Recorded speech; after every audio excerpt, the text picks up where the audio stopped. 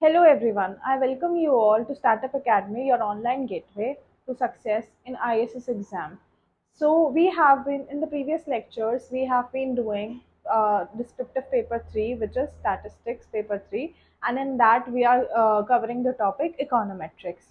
Today till now we have done simple linear regression model, multiple linear regression model, and some problems based on that. One problem we have completed, which is heteroscedasticity when variance is not constant for the model.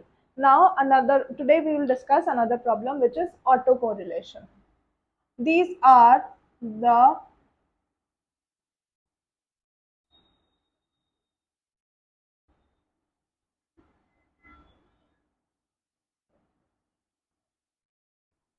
all these problems are the assumptions of Gauss-Markov theorem. All these problems arise when the model doesn't follow Gauss-Markov theorem. So autocorrelation. We have done that if we have been given a model. Suppose it is SLR, yi is equals to beta naught plus beta 1 xi plus epsilon I, for all I goes from 1 to n. This is the model. Now, one of the assumption was covariance between epsilon I and epsilon j should be equal to 0. If it is equal to 0, then we can say that our model doesn't has any autocorrelation.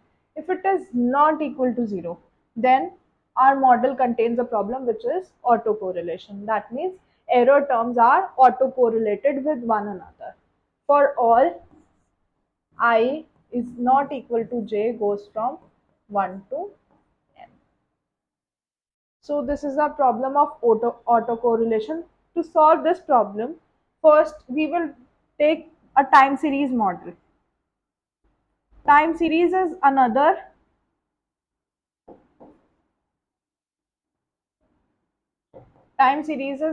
topic that we will cover in descriptive paper 3 only. So time series model is yt is equals to rho yt minus 1 plus epsilon t, or we can write as yt minus k. So here yt is time series value, rho is any constant,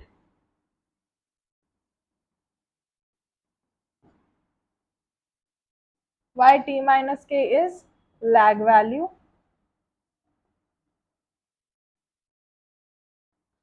and epsilon t is nothing but, sorry, here we will not take epsilon t. Here in the time series model we will take wt, where wt is nothing but white noise. It acts as error in time series model. So we observe that when covariance the if the variance of,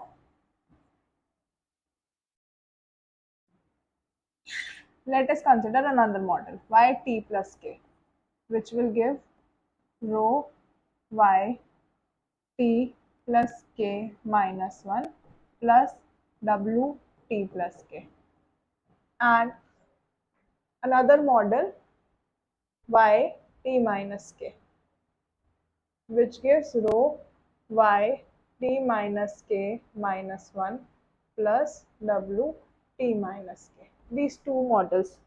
So if we consider that variance of, if variance of yt is nothing but sigma square, then variance of yt minus k should be equal to variance of yt plus k is equals to sigma square. So variance remains constant for all the time series models, and hence we can derive our model as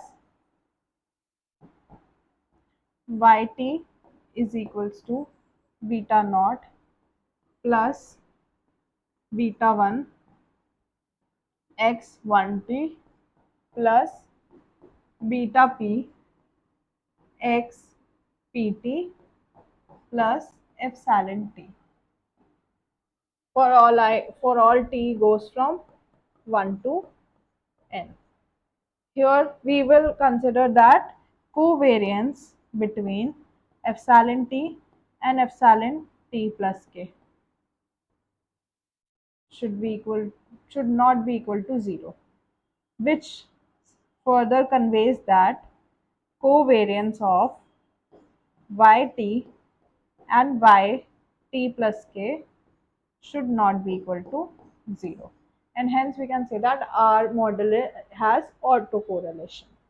Now again, we know that this problem exists in our model. Now we will find if it actually exists or not, and if it exists, then what are the remedies. So first we will, as we have done for heteroscedasticity, first we will do detection methods.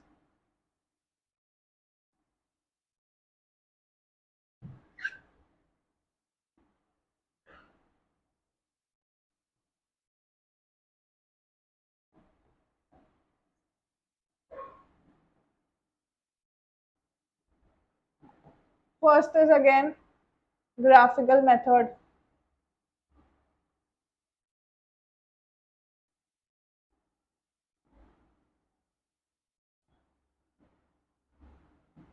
Here our model is nothing but the same. Yt is equals to beta naught plus beta 1 x 1t plus beta p x pt plus epsilon t for all t goes from 1 to n. This is our model. So now we know we will find et residual, which is nothing but yt minus yt cap.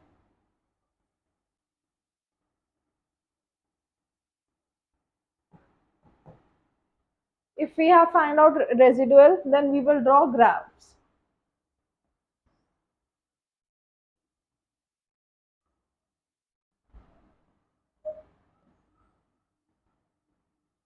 Between t and et.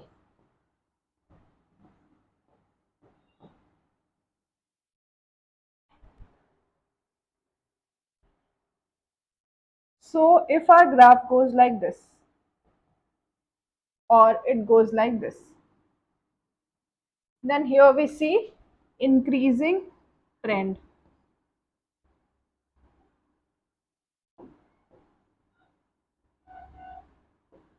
and here we see decreasing trend.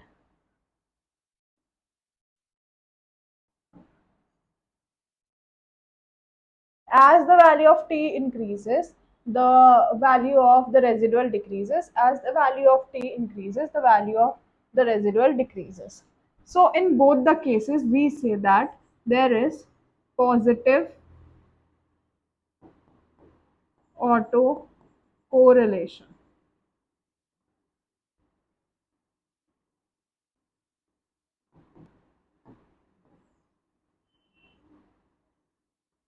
In both these cases, there are positive autocorrelation.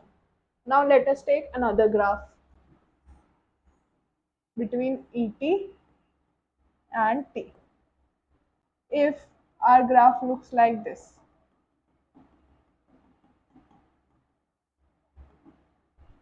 that means data is randomly selected.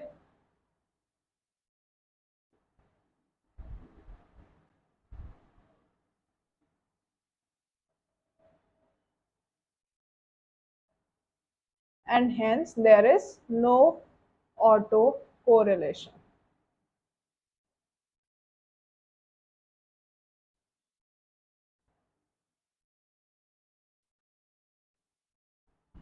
And if our graph looks like this,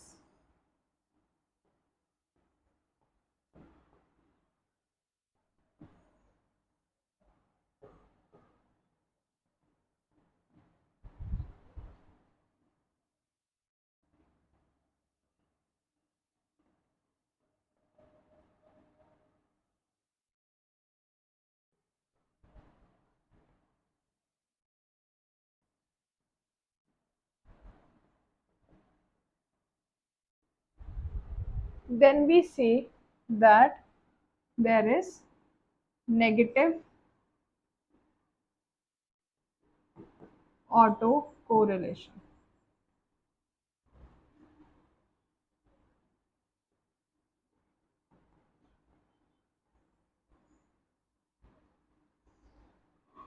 So by drawing residual against time, we can see that if we have positive autocorrelation, negative autocorrelation, or no correlation, no autocorrelation at all. Now moving on to the second detection method, which is Durbin Watson test.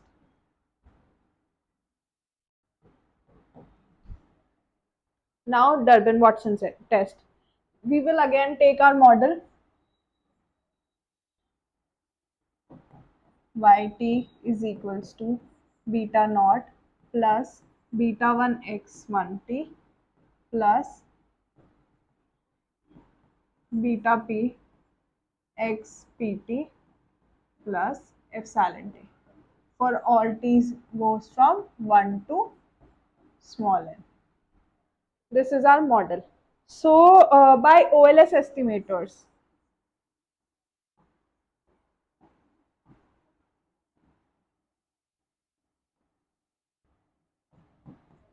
we will find ET, which is the residual, which is nothing but YT minus YT cap. By OLS estimator, by finding the OLS estimator, we have found the residual for all t goes from 1 to n. Now here in Durbin-Watson test, we will take H naught, that is null hypothesis, where we will say that rho 1 is equals to rho 2 is equals to rho n versus H1, that is alternative hypothesis. This is the test statistic we are discussing.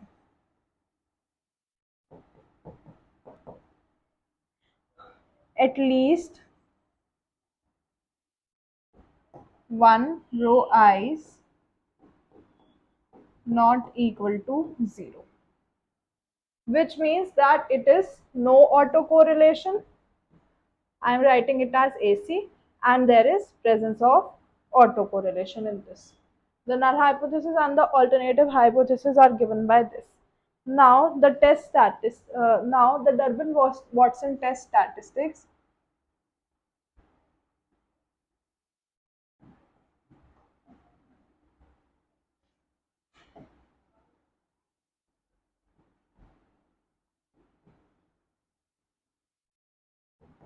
is given by d. Let us consider it as small d, which is nothing but summation t goes from 2 to n et minus et minus 1 whole square upon summation t goes from 1 to n et whole square. We have taken t goes from 2 to n. If we will put 1 here, 1 minus 1 becomes 0, and e0 doesn't have any value, so we have to take the numerator t goes from 2 to n. Now if d is equal to 2 and if d lies between the range 0 and 2 and if d lies between the range 2 and 4, if d is equals to 2, that means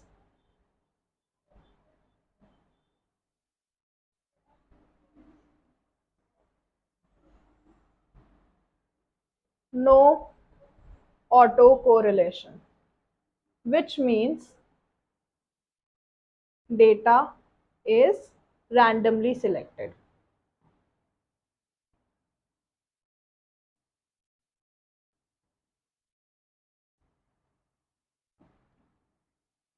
If 0 goes between,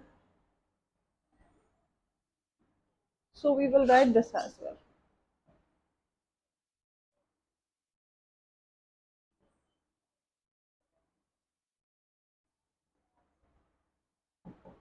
then rho is also equal to 0. And D lies between 0 and 2, then rho is greater than 0. That means positive autocorrelation. That means underestimates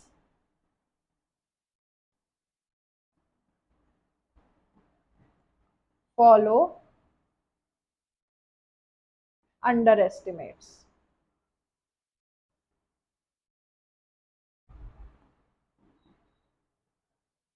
And if D lies between 2 and 4, then rho is less than 0, and hence negative autocorrelation comes, and which means that underestimates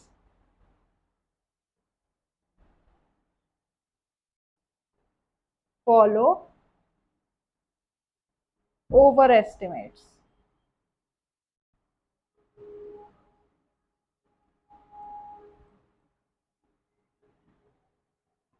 This is the conclusion of our test. Now, where do we get this value D1? So, let us consider D is equals to summation T goes from 2 to N Et minus Et minus 1 whole square upon summation T goes from 1 to N Et square.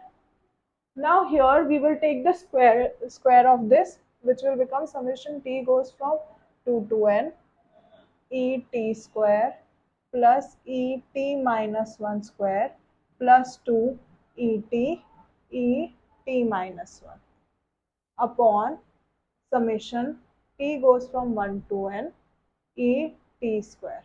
Now for large sample, summation Et square is equals to summation Et minus 1 square. These two will become equal. So we are left with summation Et square 2 summation plus 2 summation Et minus 1 upon summation Et square upon summation Et square, which will become 2 1 plus summation Et minus 1 upon summation Et square. Here summation Et minus 1 upon summation Et square is nothing but rho. Now we can replace it by rho, 1 plus rho. Now we know that rho lies between minus 1 and plus 1. If we substitute the value of rho here, then we will get minus 1 plus 1, 1 plus rho, 1 plus 1. It will become 0, 1 plus rho, 2. And multiplying it by 2, 0, 2, 1 plus rho, 4. So we get our range of D. This is nothing but equal to D. So this will become 0, D, 4. Here comes the range of our D statistic. Now moving on further to third test, which is Breusch-Godfrey test.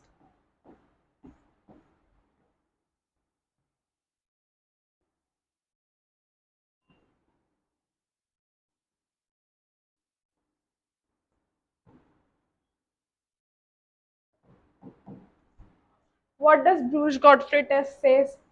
Suppose we have the model again, same, yt is equals to beta naught plus beta 1 x1t plus beta p x pt plus epsilon t for all t goes from 1 to n.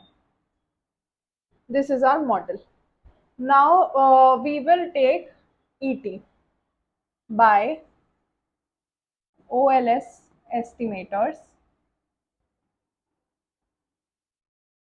we will get residual, which is Et, nothing but Yt minus Yt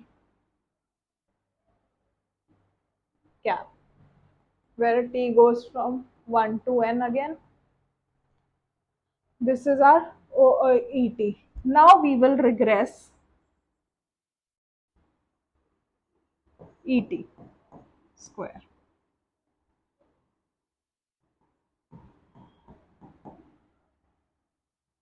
So Et will become alpha naught plus alpha 1 x1 t up till alpha p x pt plus phi 1 y t minus 1, phi 2 y t minus 2 up till phi n y t minus n minus 1 plus 1 for all t goes from 1 to n minus 1. We have regressed the value of Et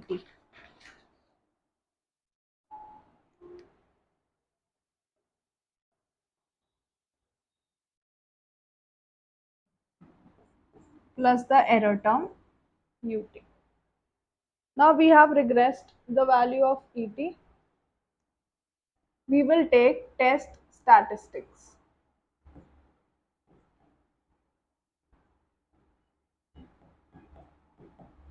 H naught is again rho 1 is equals to rho 2 is equals to up till rho n minus 1 versus H1, which is alternative hypothesis, is at least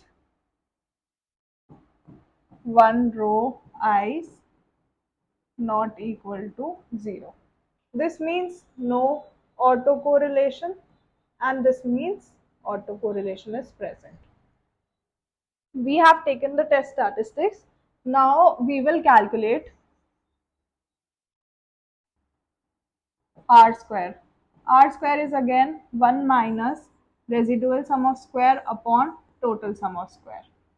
And our test statistic, that is Breusch Godfrey test statistics, we can write it as BG, is nothing but nr square, which follows chi square with degree of freedom p. Now if r, this chi square is greater than chi square alpha p, then we reject H naught, otherwise we accept it.